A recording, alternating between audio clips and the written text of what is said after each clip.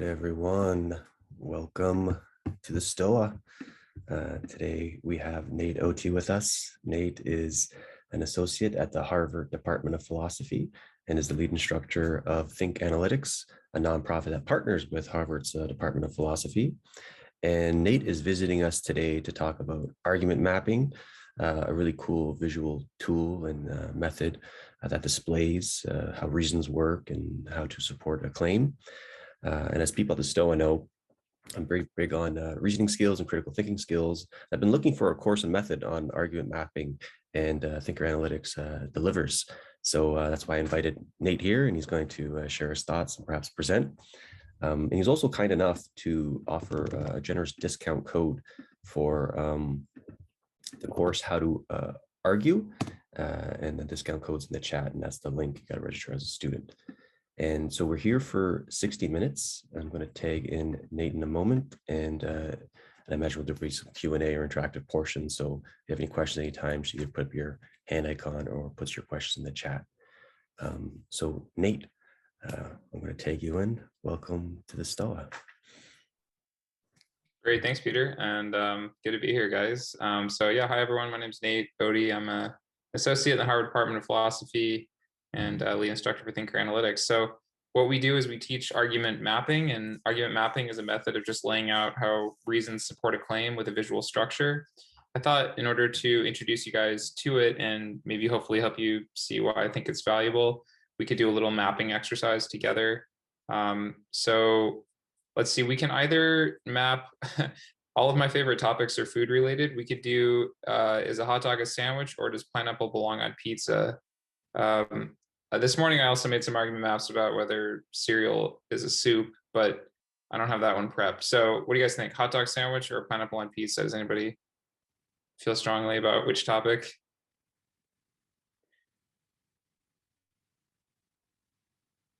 All right, hot dog sandwich. Oh, I see more votes for pizza. All right, pizza it is then. Sorry, Elliot. All right, I'm gonna share my screen. Okay, can you guys see my screen okay? Great, so what an argument map is just a visualization of an argument structure. And as I'm guessing you're all aware, an argument is just a main claim supported by premises. You might also hear it called a conclusion or a thesis or a contention, something like that, like in a debate format, or your high school English teacher probably called it a thesis, but we call it a main claim because we think that's the most straightforward. So here I have a main claim that pineapple belongs on pizza. And I'm wondering if any of you would be willing to support this claim by offering us a premise, which would be a reason to believe that the claim is true. And can people just jump off mute, Nate, and just... Yeah. Yeah, anything belongs on pizza would be my premise. Great. Sorry, was that Ed? Yeah, Ed. So Ed says anything belongs on pizza. So what Ed has done, everyone, is give us a premise, which is just, again, a reason to believe the claim. So nothing too fancy so far, right? You've got one thing in a box, which gives a reason to believe the other thing in a box. And this argument mapping tool that I'm using is called MindMup. It's a free open source software. And in argument mapping mode, it actually gives us this handy dandy because, which is useful just to point out that this thing is a reason to believe this thing. Ed, would you be willing to kind of flesh out your argument a little bit further, or kind of maybe help us substantiate what you said? I get a bit long-winded, I think. I mean, I don't mind what people put on their pizzas. Okay, so you're sort of like a pizza universalist? Pizza libertarian, yeah. Okay, great. So Ed, could you at least maybe give us a reason to believe that anything belongs on pizza? Is it just if someone puts it on their pizza, then it belongs there, something like that? I don't want to put words in your mouth, though. I'm just trying to offer a support for this claim here, or unless you just think it's just like a principle that doesn't need any support. It's because it doesn't matter what people put on their pizza. It's not a thing that really is an existential issue. Okay. And maybe you might think that just like everything belongs, right? Great. Okay, so what Ed has done is offer a support for his claim that anything belongs on pizza once I kind of pushed him. And this argument structure that we've got here is called a chain argument. And hopefully you all can see why, because it kind of looks like a chain. And this thing down here we call a sub premise, which is just a premise that gives a reason to believe another premise. So nothing too fancy, right? Sub means underneath. So this is a premise that goes underneath another premise because it's supposed to be a reason to believe that this is true. Brandon, go for it. Well, yeah, I think that the purpose of this is to kind of take into account that, there might be differences of opinion and like, how would you honestly support this to anticipate, the counter arguments. In this case, I think what you could do is you could say, okay, not everything belongs on pizza because some things are just going to destroy it. They're too, especially a lot of fruits, they're too, they're going to disintegrate or they're too much moisture. But pineapple is in a different category. It does maintain the structural integrity of the pieces and it doesn't oversaturate the pizza. There you go. That's my reason. Great. So Brandon, if I understood you correctly, you weren't necessarily on board with the claim that anything belongs on pizza, but you might offer us an independent premise, which would be a separate reason to believe that pineapple belongs on pizza. So rather than arguing that anything belongs on pizza, you want to argue that pineapple maintains its structural integrity and isn't too full of moisture to the point, because some fruits that you can put, and maybe some people like that, but it is I can imagine some fruits like oranges are just gonna the crust is gonna get too soggy, right? But pineapple doesn't do that most of the time. Okay, so what I'm hearing is a possible objection to the claim that anything belongs on pizza would be oranges wouldn't belong on pizza. Why not? Well, because oranges would like disintegrate and maybe sort of get juice all over the pizza. So this would be just for everyone's benefit, what I did is I added an objection here, which is this kind of like thumbs down, right? So this would be a reason not to believe that anything belongs on pizza. We have a potential counter example, and this would be a reason why oranges wouldn't belong. And then I'm hearing I'm hearing Brandon's response as a response to this. So maybe oranges wouldn't belong on pizza, but pineapple doesn't have this particular problem. So this is kind of a rebuttal to the rebuttal, if you will, or rebuttal to an objection. Did I capture that right, Brandon? Yeah. So I'm anticipating that someone would. No one has yet voiced that, an objection, but I'm anticipating that. So you got it. Great. Okay. Let's see. Are folks putting things in the chat? Brandon, I think Fluffbuster was giving us other things that don't belong on pizza, like plutonium, used engine oil, and live worms. Okay, yeah, so Ed, I'm going to qualify your claim to say that anything edible belongs on pizza. Is that all right with you? I'm quite happy for anything, including plutonium and engine oil, to be put on pizza. But that's a pretty hard libertarian line right there. Yeah. Yeah, I'm not sure I'd want any of those items on my pizza either. I didn't say my pizza. Okay. So Ed has pointed out there's a distinction between claiming that something would be good on pizza and claiming that it belongs on pizza. Anybody else want to support this claim or offer an objection?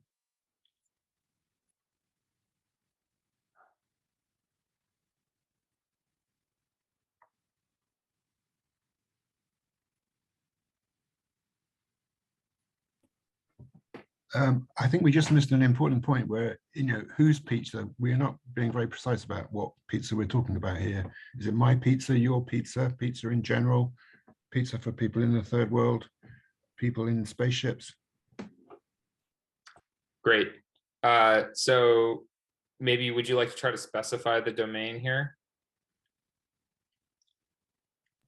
Well, I didn't ask the question.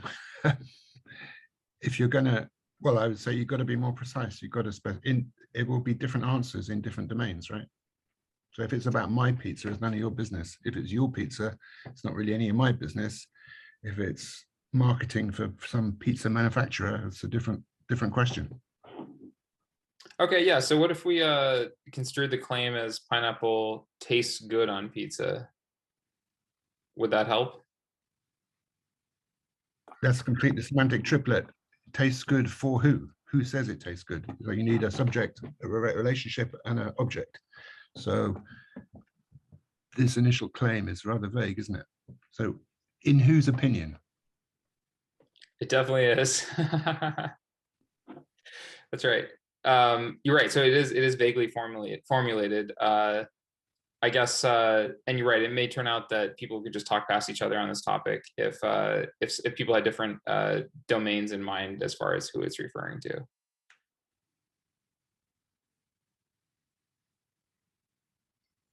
Brandon has said, I suppose the objection, which I've heard people express a number of times, that pineapple doesn't belong on pizza, can be interpreted as that they don't want to be sharing a meal with people who like pineapple on their pizza, since that limits the anti-pineapple people's options. Right. So if you're sharing a pizza with someone who likes pineapple on it, then you're kind of stuck. Is that what you're saying, Brandon? Yes, that is the one way of interpreting it. So I think what Ed is saying is like, oh, I'm okay with it. But, you know, I think that if Ed was in a position where there were other people who wanted, you know, whatever X, Y on their pizza, not necessarily pineapple, but like you can get then the more semantic content of what that means. Like it doesn't belong on pizza. It doesn't mean I don't want it on a pizza where I'm sharing a meal with you. So then I think, you know, maybe Ed would be able to understand it, you know, and maybe have a more limited options, you know, more or less libertarian in these terms. You know, I just wanted to throw that back to Ed and see if you could speak to that.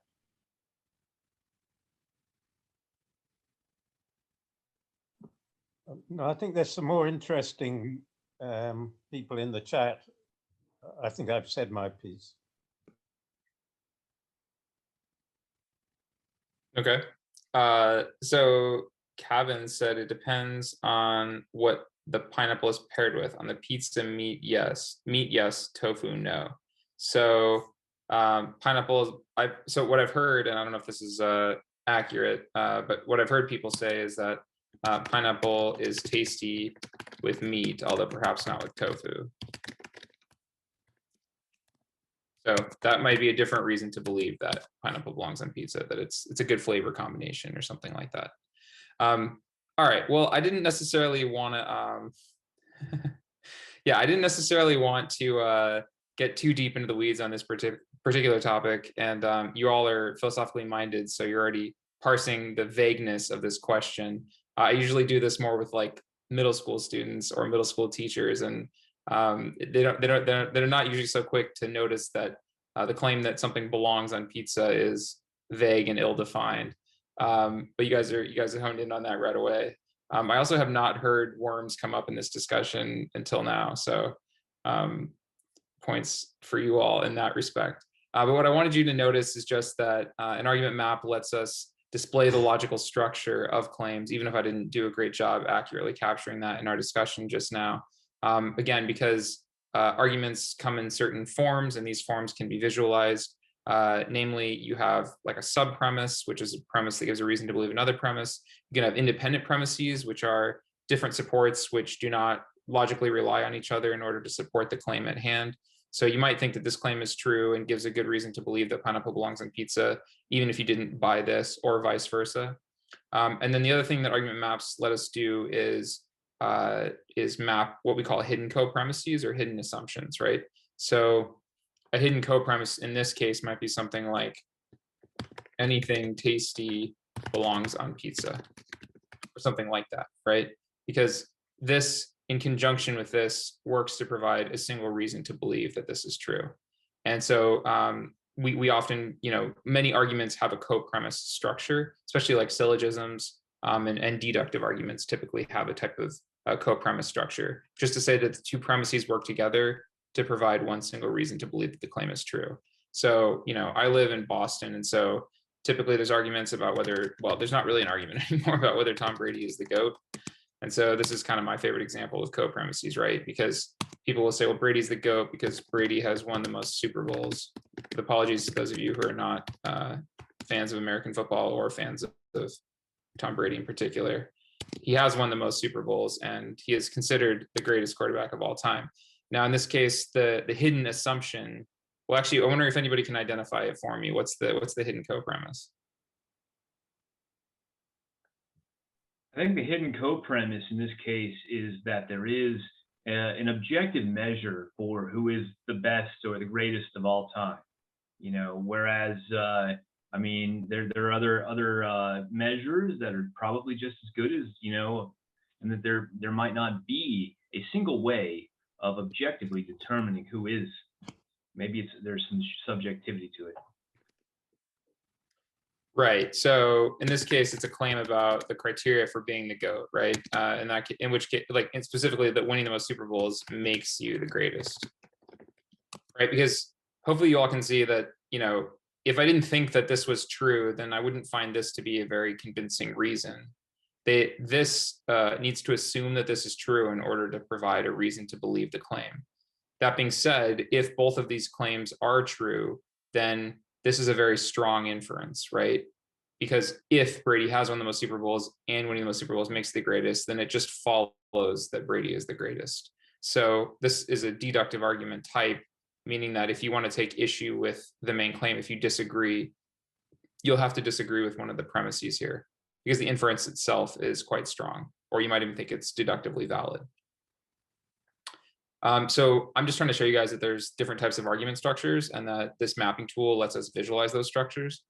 We also like it as a tool for discussing controversial issues for a number of reasons. One is that it provides a sort of shared framework in which we can all look at the premises and the claims being offered, and it provides a sort of neutral space in which to discuss difficult and contentious topics. So there's like literally a framework for the argument.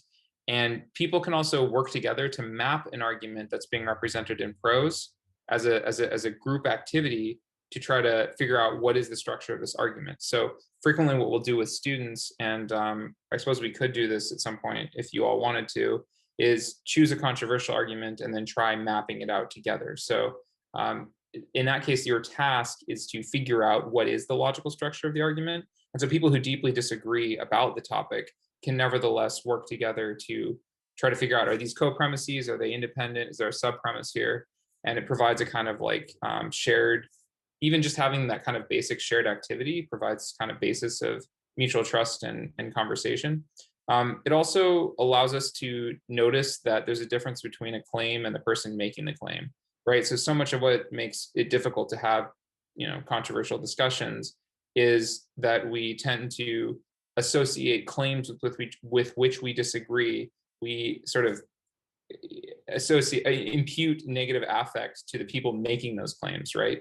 So in an argument map, I can point at a premise and ask whether it's true, and I can point at an inference and ask whether it's strong or weak, but I'm not like pointing at a person and asking like, are they a good person, right? So we can sort of differentiate people's claims from the people themselves, which is like a surprisingly simple but useful way of kind of making it more constructive to have robust disagreements.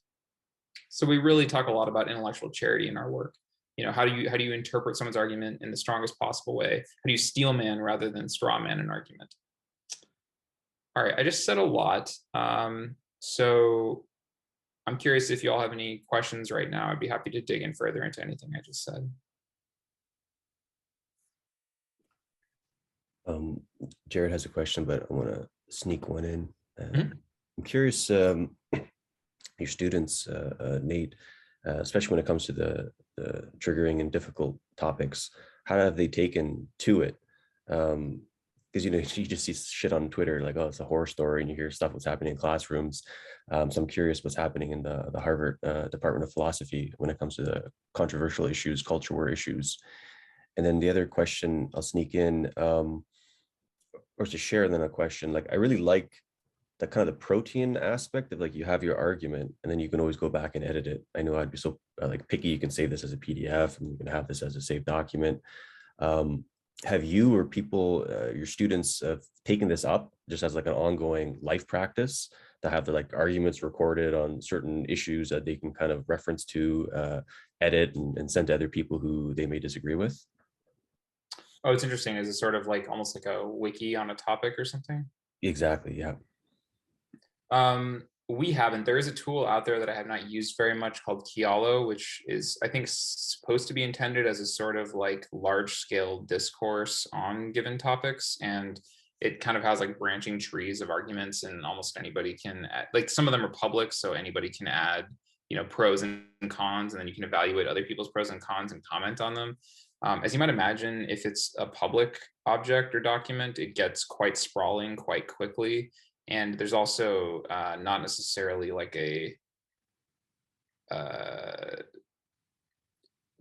filter or control on the quality of what's being added to it, except perhaps whatever is provided by the community at large. And I haven't looked at it in a long time. There might be a sort of upvoting and downvoting system that provides some kind of quality control on the arguments that get made in there. So we have not developed argument mapping as a tool for those kind of like large scale discussions, especially if they're asynchronous. So these maps do integrate with Google Drive. And so you could, have a Google file that is editable by many people and have students, asynchronously add their own premises or, add evaluations of other people's arguments on the file. But we haven't actually experimented with that very much, to be honest. It's an interesting idea though. And again, I don't know much about Kialo, so I don't want to say too much about it either way. To your first question about how students take to it, they really like it. And the main reason is that I've been fortunate in my life to be part of many conversations about difficult issues that went reasonably well, right? People were practicing intellectual charity. They were trying to be precise. They were trying to listen to each other. There was nuance. There was people admitting they were wrong. Most students actually may have never even seen a conversation about a difficult topic that went well. So what we're trying to do is just give students a kind of model, even at a basic level, of how you can have a discussion that can go well. And some of them are like naturally pretty cynical about whether that's even possible, because they just may never have experienced it. I mean, if you've only been like, kind of on Twitter your whole life, you may literally have never been able to be part of a conversation that went well about a controversial issue. So even just opening students up to the possibility of something like that is fairly novel. And, that's part of what we're trying to offer people, is a little bit of hope, just that it is possible. And, I'm fortunate to know that from experience, but not everyone else has had that experience yet. I'm not sure if I'm answering your question. Yeah. I kind of wanted some juicy details about what's happening in the the classroom with all the hot topics, but it seems like things are going well, the conversations, and when you're presenting it through this filter. Yeah, and that's going to depend largely on the facilitator as well, and on how well. So some of the big factors are like, how much trust have you developed among your students as an instructor or as a facilitator? How well prepared are students? So like in general, it's a best practice to like give students time to like think through a topic and do a little bit of their own homework, and to like, rather than kind of springing it on them. So if you're like, hey, today we're gonna talk about abortion, go, you're not gonna have a very constructive conversation. Yeah, it's gonna depend largely on individual teachers and professors. But by and large, we're hearing very good things. Broadly speaking, especially in K-12, especially in kind of in public schools, teachers are really wanting to be able to have these conversations, and they feel like it's their duty to help students be able to like become like civic, participants in society. But they're afraid to do it for a lot of good reasons, especially with kind of the culture wars. So what those teachers are looking for is something that's going to give them the confidence to be able to actually pursue it in their classroom, that they can kind of rely on like the tools and what they're doing, and they want to know that they're going to be supported in that. So that's part of what we're offering them. Is it's they're afraid and they need confidence. Yeah. Right. Cool. Yeah. I like the, sometimes you just need a tool too, that you can just guide people through, and the visual aspect is quite helpful. Right. So Jared, you had your question, then Aaron, you can go after. I'm curious if you use this in your personal life, like if you're trying to decide what car to buy, or like, you know, trying to figure out something in one of your relationships. Like, do you use tools like this to do sense making? It's a good question. I definitely don't like literally sit down and write a map, you know, to like try to think through a topic or something like that. I do occasionally in discussions with friends sort of like see a kind of visual structure starting to form in my mind. Or, you know, I at least think that I can make better sense of what they're saying. I mean, part of what you're doing when you're mapping an argument is you're screening out stuff that isn't the argument, right? So like if you're reading like a large piece of prose, or if you're talking to someone, like there's going to be many pieces of language which are not literally giving you a premise or giving you a claim. And so you have to do a little bit of work to kind of filter through like what is the main thing this person's claiming, and what's actually doing argumentative work, like what are the actual premises, and what is just kind of rhetorical flourish, or you know, it's language that's serving some other purpose.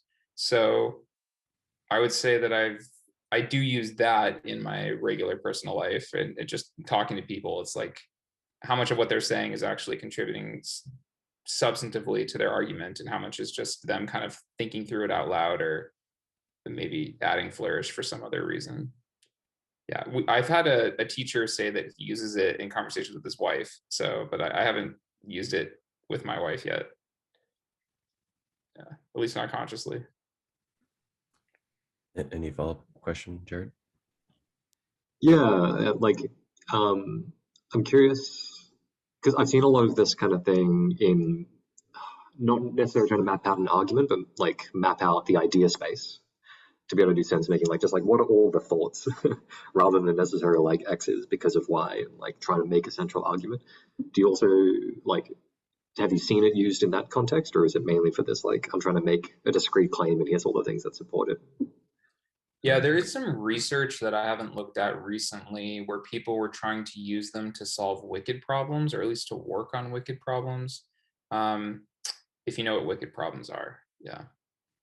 And people also use them to help plan a piece of writing. So it's a little easier to use a map tool like this to kind of figure out what you think about a topic before you commit it to prose, at least in the sense that the tool is fairly straightforward. And like things, for example, you can fold and unfold claims. So if you decide you want to like kind of ignore part of the argument for a while you work on a different part, or if you decide that maybe one whole branch of it actually supports some other part, the kind of ability to detach and move things around in order to put them in the right logical structure. It's a little more intuitive and cleaner to do that in a map format than in like a block of prose. So some people are going to want to like figure out what they think by, you know, just writing it out in prose, and that's fine. But I find that I often use this to kind of like figure out what I want to say before I commit something to prose if I'm making an argument. Yeah. Aaron, you had a question? Hey Nate, thanks for doing this. I was wondering, how does the problem of infinite regression come into play with this kind of mapping? Because if you were to follow the because, it could go on infinitely, right? You get to a place eventually where you're not sure how to support your proposition anymore. And I'm wondering, does that come into play often when you do this? And when does the mapping end? And how do you approach the end of the mapping? If that makes sense.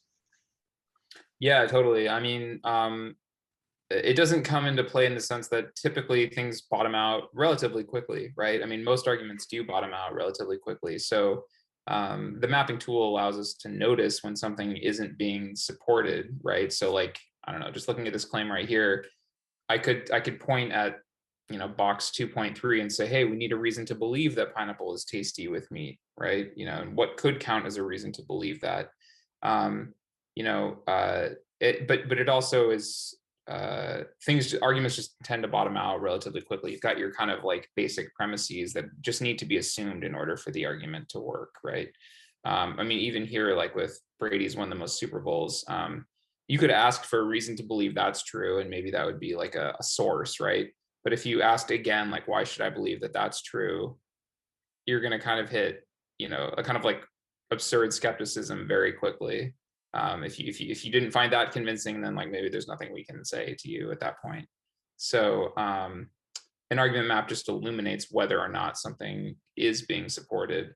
And you could sort of be a gadfly and always just keep insisting on asking why or asking for another reason to believe something.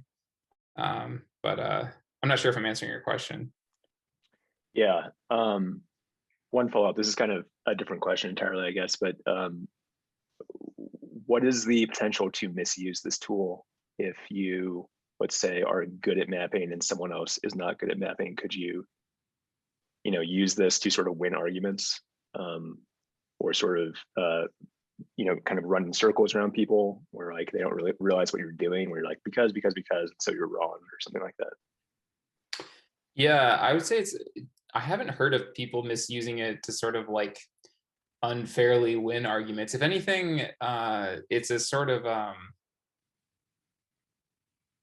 you're kind of laying bare the argumentative structure in a way that strips away the kinds of, like, we use language to convince each other in many ways besides giving straightforward reasons, right? We use insinuation, we use, rhetorical flourish, we use logical fallacies, we appeal to people's emotions, right? Their fear, their shame, their anger.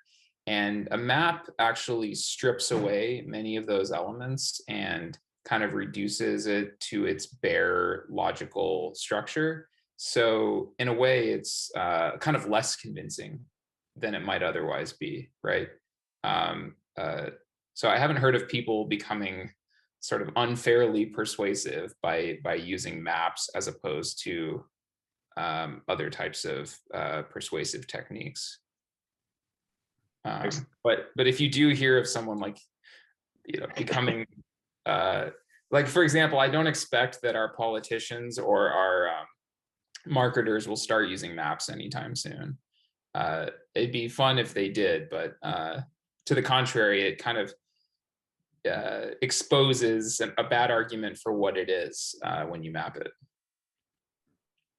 And on your infinite regress point, Arn, I've attached Walter Simmet Armstrong's book in the chats. On page 77, he has a bunch of strategies on how to deal with that. Elliot, you had your hand up for a while. You can ask your question. Yeah, thanks, Nate, for doing this. So one question and one comment, I guess. I have some curiosities about the course itself. I appreciate you kind of offering it the way you have. I'm curious because it seems like a very simple format for understanding a lot of these concepts. I'm wondering what the youngest age you think people could make use of the course would be.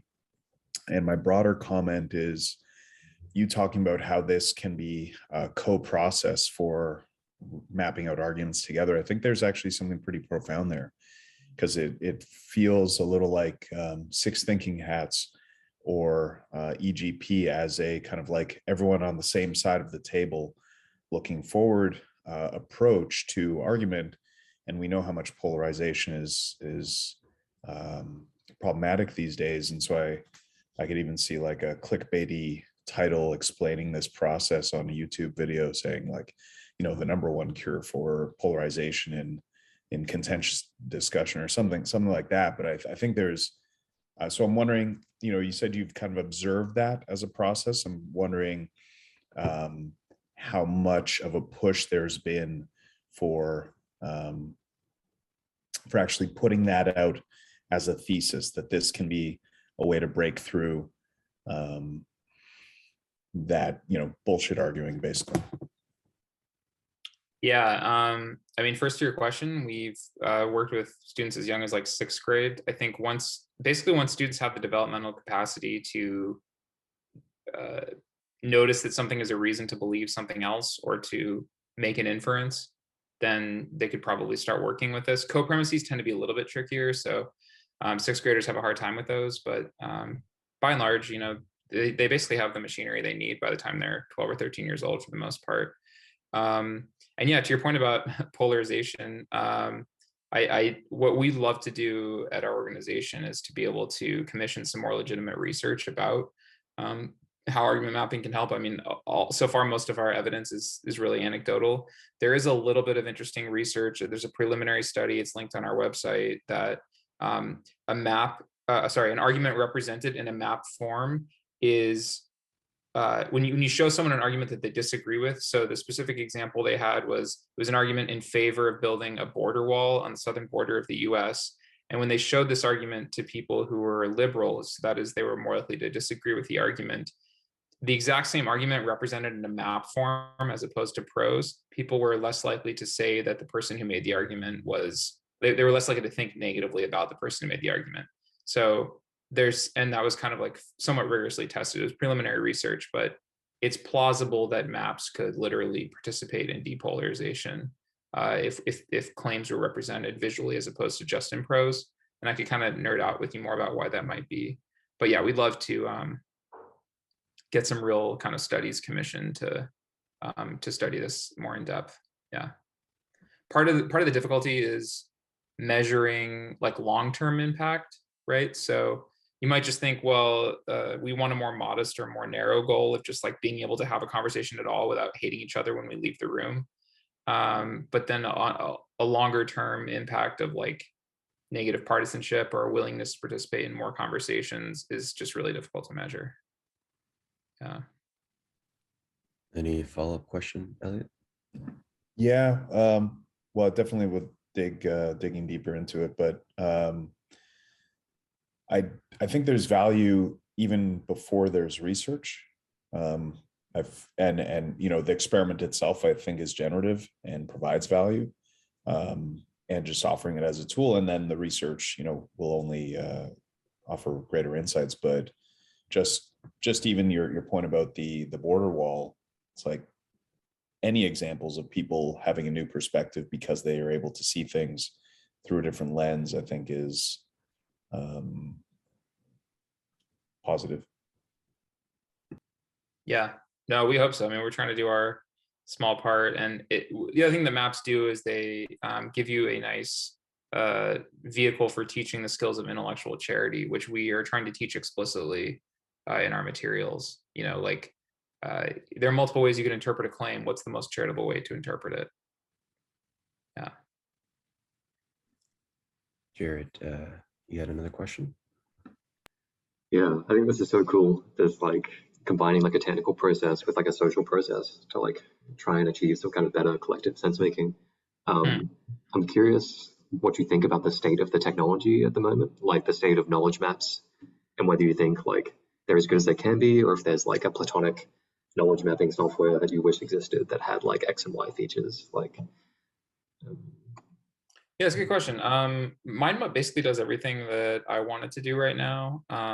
So I haven't like hit it. There isn't really like a thing that I really wish I could do that MindMap doesn't do.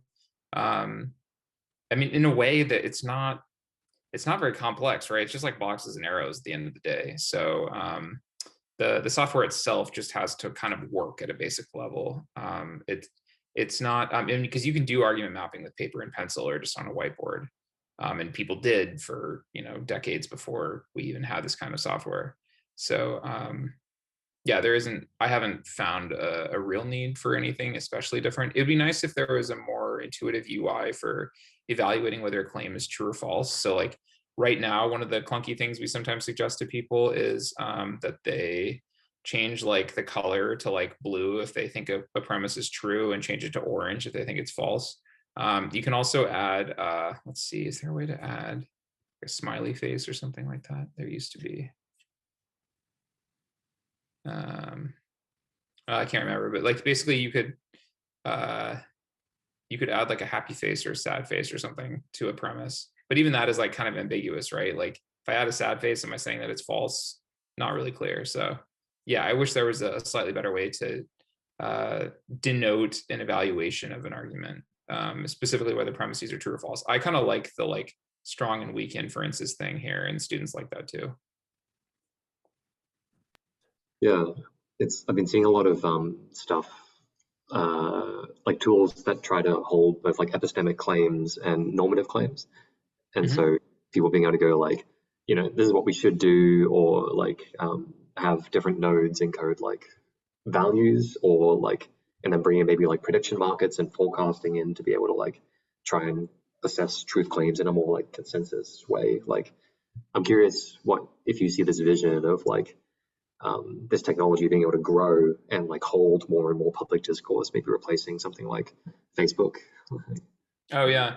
Well, like I said, I mentioned Kialo. One thing you could do is you could think about using it for betting markets. And then there's also something that's like kind of related here, which is like Bayesian inference models. So like, if you like, what's your conditional probability of a given claim, and how does that affect how strong the inference is for a claim that it supports? But to be honest, I haven't really explored that much yet. I think that'd be a relatively narrow use case. Like, not that many people are nerdy enough to map out a whole like Bayesian reasoning, unless you need it for like a computer model or something. Yeah. Awesome. Thanks, Jared. Yeah, one question I had is kind of the exercises you do in the class to kind of learn argument mapping and reasoning skills in general. Because we do a lot of experiments here at the Stoa, a lot of fun events. So I thought I might do like some exercises around this. So I'm curious what you do, what works, what's fun. Yeah, absolutely. So one thing that you all can do is if you do go to argumentmaps.org, that's a puzzle site that we built. I can pull it up here as well. And what we've done is we've kind of aggregated a lot of topics. So there's some topics in current events like, should you delete Facebook, or should colleges require standardized tests, or should schools teach critical race theory or whatever, or should you invest in Bitcoin? And we've got the pro and the con side of each argument. And what these are is like, it's like a puzzle where, you can try to figure out like, what's the logical structure of this argument. So you're dragging claims into here. With apologies to those of you, like some of you might know more about Bitcoin than I do, but we've tried to sort of like scrape the internet for the top arguments on both sides of many of these topics. So this is like the pro side of the topic, but then here's the con side, like why you should not invest in Bitcoin. So this is a reason to believe that this is true. This is a reason to believe that this is true. And then you can, check your answers and work through them. So we've got like lots of topics. The one I just added this morning is whether cereal is a soup or is not a soup, which has some surprisingly good arguments on both sides of the topic. So this is a kind of fun thing that you could do if you wanted to just poke around, and teachers and students like it a lot as well. Then there's also the exercises in our course. So if y'all make a student account on the course and just use the code that Peter dropped, yeah, you can explore it. And in here, we've got like literally thousands of practice exercises. So, right at the beginning, we just teach some basic stuff about like, what is an argument? What's the difference between an argument and a fight? And in this case, what you're trying to do is get like a streak of like 3 in a row correct. So here you're just trying to figure out, is this like an argument or a fight with Old Spice and Taco Bell tweeting at each other, right? So this one's like a fight, and so good for me, I got that one correct. And once I get 3 in a row, I'll get confetti. So, and then we've got like a lot of mastery checks and other kinds of assessments here in the course, but there's literally like thousands of practice exercises in here. And I think they're kind of fun, but only in like a nerdy kind of way. So if you guys can definitely poke around on there, and they get kind of hard, especially once you get into lesson 6, 7, 8, 9, 10. Peter, am I answering your question? Yeah. And I'm curious if there's any other ones that you know of, either that you do or you heard. Like what's coming to mind is Walter Simmet Armstrong. When I last spoke with him, he was, I think that what he teaches in his course is that he has, like he directs the students to go to newspaper articles from different kind of biases, like Fox News, CNN, with the same reporting on the same news report, and then kind of fleshing out the arguments. I think that would be really a cool thing to use this argument mapping like tech, go to like a website like All Sides, and then just look at the 3 different biases and just kind of like have the argument maps. Like that would be a good rep. Do you guys do anything like that, or do you hear anything kind of similar or cool like that? So we do like just develop maps and arguments on both sides. It's we haven't worked directly with news sources. Although you could, another like assignment is to have people map out like an op-ed or something, but largely, like from my understanding of what All Sides is doing, it's more about like the bias or the spin in the way that they report the news rather than explicitly making arguments. So they're making implicit arguments by virtue of which facts they choose to include or what they're reporting as a fact, but they're not typically written with like, here's my main claim and here are my premises, except sort of implicitly, right? So they're kind of building a larger narrative or pushing a larger narrative. You know, they have a spin or a bias like Fox or CNN, obviously, but when they're at least pretending to report the news, they're not typically explicitly formulating it as an argument where this is a premise which is supposed to support this claim, which is really what argument mapping lends itself to. So yeah, I'm not sure if I'm getting at what you're asking. Yeah. I'm curious if these tools could be applied to, even though they're implicit, you can tease it out and, get your reps in. Yeah. And maybe the last question is a personal one is, like, how did you get into all this stuff? And from when you started your kind of academic studies in this, have you become more of a dispassionate thinker, being more equipped with argument mapping and having reasoning skills? Good question. I got into it because we were just trying to teach philosophy in high schools, and it turns out that philosophy, you can only teach philosophy if kids can understand arguments, and a lot of kids can't, unfortunately. Like you give them like a very simple argument, and they can't pick out what's the main claim and what are the premises. So that's how we kind of figured out that we needed to kind of backtrack and teach the underlying reasoning skills, like argument analysis and evaluation. And part of what excites me about it is just that there are the skills that can be developed here, and we've tried to operationalize them so that they can be practiced and measured and improved. And that's really what our course is designed to do. So I love philosophy and thinking through philosophical topics, but there's sort of like a philosopher's toolkit of like skills that philosophers use to have these conversations. And our course just really focuses on teaching the skills explicitly, as opposed to teaching like, the topic of free will or the topic of, normativity or something. So personally, I would say that through my philosophical education and to some degree through working on this stuff, I've become a little bit more of a charitable thinker. I am a person who is naturally arrogant. I think I'm right. I want to win arguments. I wrote my college essay about how much I like to argue, and my poor parents growing up, everything was like a fight, about everything.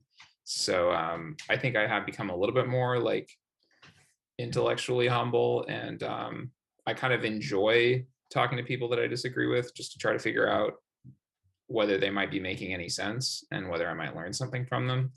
But I definitely am not as intellectually virtuous as I aspire to be at some point.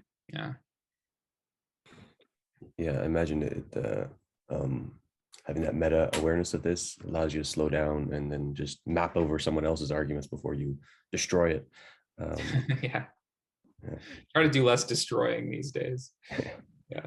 So I'm gonna stop your share. So yeah, we're approaching the top of the hour. Any parting words you would like to leave us with today, Nate? No, I really appreciate you guys giving me your time and just your interest, and be happy to follow up with anybody if you want to email me, or if you want to check out the course or whatever, talk about polarization or about pineapple or whatever. So yeah, just thank you. And this is kind of a cool thing you guys are doing. I was trying to figure out how to explain to my wife what it is that you're doing. She's like, "What's this meeting?" I was like, I don't know how to explain what the Stoa is, but it's a cool thing. I don't know how to explain to my wife either. So, well, Yeah, appreciate you coming today, Nate, and appreciate the discount you offered us at the Stoa. It's on the event description, and if you go to the Patreon account, all the information's there and the promo code. We might have a special events on using Nate's tool and technology at the Stoa, so stay tuned for that. And today we have another session coming up at 6, Meta Modern Spirituality. So you can check that out on the website, stoa.ca. So Nate, everyone, thank you so much for coming to the Stoa today.